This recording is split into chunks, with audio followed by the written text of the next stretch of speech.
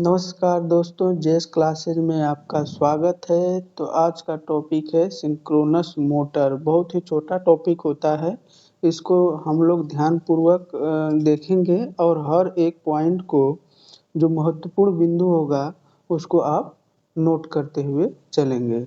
तो आइए synchronous motor के बारे में जानते हैं और उसके हर एक पॉइंट को एकदम बारीकी से देखते हैं। ठीक है, आगे देखते हैं।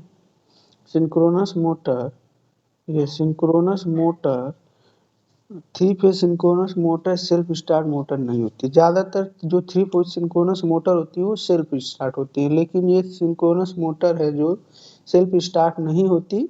इसकी संरचना अल्टरनेटर के समान है, लेकिन इसकी संरचना जो होती है अल्टरनेटर के समान ही होती है।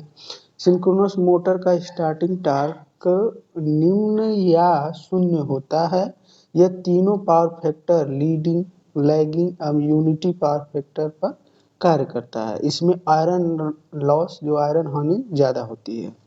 ये बहुत ही महत्वपूर्ण बिंदु है कि ये पहला तो ये हो जाएगा कि इसका सेल्फ स्टार्ट होता है कि नहीं। तो ये सेल्फ स्टार्ट नहीं होता। इसका टार्क कैसा होता है, निम्न या शून्य होता है।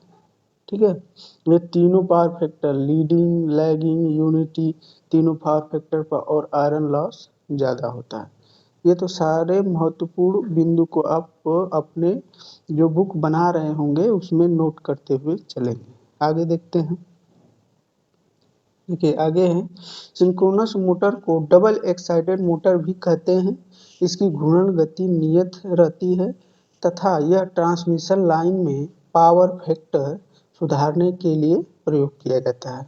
देखिए इसको डबल एक्साइटेड मोटर इसलिए कहते हैं कि जो स्टेटर में दी जाती है, देखिए आगे जो लिखे हैं, स्टेटर में जो होती है थ्री फेज सप्लाई और रोटर में फील्ड वाइंडिंग होती है।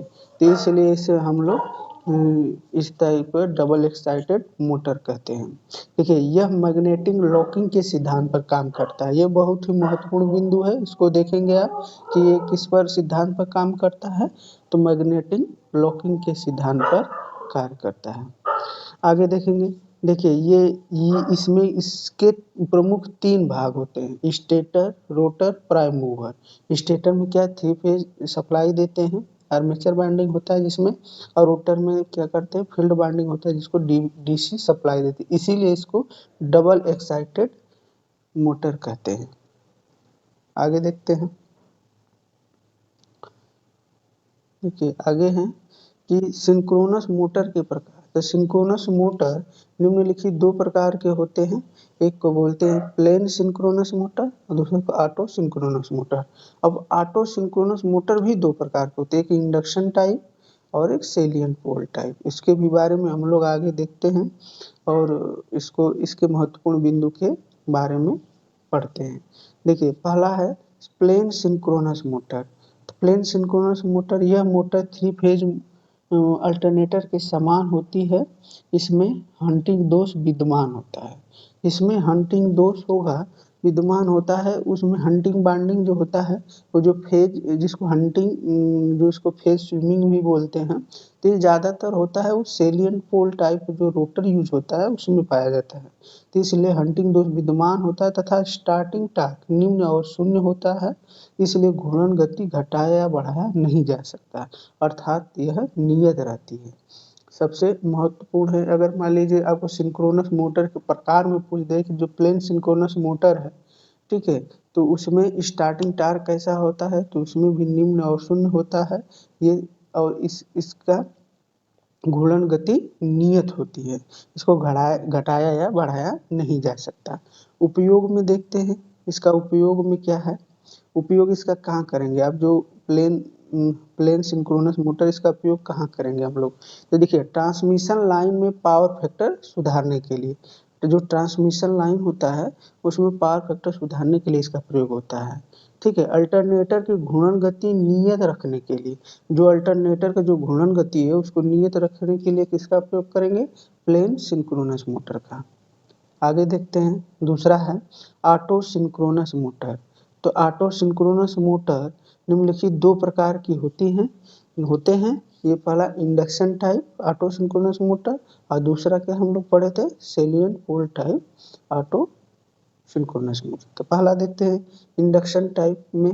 देखिए यह मोटर सेल्फ स्टार्ट बनाने के लिए रोटर पर 3 फेज स्लिप रिंग बाइंडिंग स्थापित की जाती है कर दी जाती है और इसे बाह्य में 3 फेज रिओस्टेट से संयोजित कर दिया जाता है।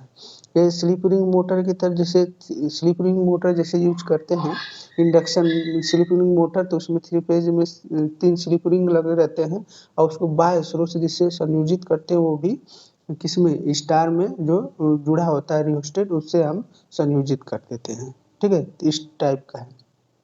आगे देखते हैं आगे क्या है, अब इसके बारे में देखेंगे। देखिए यह सेल्फ स्टार्ट मोटर है। अब देखिए इसमें भी अभी तो हम लोग पढ़ रहे थे कि सिंक्रोनस मोटर सेल्फ स्टार्ट नहीं होती, अब यहाँ क्या से आ गया कि ये सेल्फ स्टार्ट मोटर है। तो इसमें हम लोग क्या किए, एक मॉडिफिकेशन किए, सुधार किए, तो जिसको सुधार की वजह से ये एक सेल्फ स्टार्ट मोटर के कैटेगरी में आ गया। ठीक है, तब अगर आपसे क्वेश्चन आ जाए कि ऑटो जो होता है ऑटो सिंक्रोनस मोटर का वो कौन सा मोटर है जिसमें सेल्फ स्टार्ट होता है, तो आप क्या बताएंगे, जो induction types auto synchronous motor ये सेल्फ स्टार्ट मोटर है। ठीक है, तो पहला पॉइंट ये नोट करेंगे। ये दूसरा कि ये किस पावर फैक्टर पर कार्य करता है, तो यूनिटी पावर फैक्टर पर, सबसे महत्वपूर्ण बिंदु, इसको भी नोट करते हुए चलेंगे। अब दूसरा देख लेते हैं। दूसरा क्या है, सेलियंट पोल टाइप ऑटो सिंक्रोनस मोटर। देखिए इसका प्रयोग ट्रांसमिशन लाइन में समांतर क्रम में जोड़कर पावर फैक्टर सुधारा जाता है। पावर फैक्टर सुधारने का काम दोनों का है, लेकिन इसे समांतर क्रम में जोड़कर पावर फैक्टर को सुधारा जाता है। ठीक है, आगे देखते हैं। अब देखिए सिंक्रोनस कंडेंसर किसे कहते हैं। अब सिंक्रोनस कंडेंसर के बारे में जानते हैं। अगर क्वेश्चन आ गया कि सिंक्रोनस कंडेंसर किसे बोलते हैं, तो देखिए जब सिंक्रोनस मोटर के शाफ्ट पर कोई लोड ना हो तो और वह ओवर एक्साइटेड मोड में चले तो यह लीडिंग पावर फैक्टर पर कार्य करता है और इस पावर फैक्टर बढ़ाने के लिए उपयोग होता है। देखिए अगर पूछ दे कि सिंक्रोनस कंडेंसर किसे कहते हैं, तो इन बिंदुओं को आप ध्यान रखेंगे कि जो सिंक्रोनस मोटर अगर कोई शाफ्ट पर कोई लोड न हो और वो ओवर एक्साइटेड मोड में चलता है तो वो क्या होता है, सिंक्रोनस कंडेंसर कहलाता है। ये लीडिंग पावर फैक्टर पर काम करता है। इसका काम क्या है, इसका काम ये है कि इसका पावर फैक्टर बढ़ाने के काम आता है। इसी को हम क्या कहते हैं, सिंक्रोनस कंडेंसर। ठीक है, आगे देखते हैं सिंक्रोनस कंडेंसर। देखिए इसका क्या है, सिंक्रोनस कंडेंसर यहाँ पर मैंने एक पॉइंट के रूप में लिखा, synchronous condenser over excited without mechanical load, without mechanical load, इसको बोलते हैं सिंक्रोनस कंडेंसर। फ्लोटिंग, फ्लोटिंग को देखते हैं। फ्लोटिंग क्या है, फ्लोटिंग है जब सिंक्रोनस मोटर को नो लोड विदाउट लॉस पर काम कराते हैं तो उसे फ्लोटिंग कहा जाता है। जैसे कि अगर कोई आप सिंक्रोनस मोटर पर कोई लोड न दिए हों और उसमें कोई लॉस न हो रहा है तो उससे क्या बोलेंगे, आप फ्लोटिंग बोलेंगे।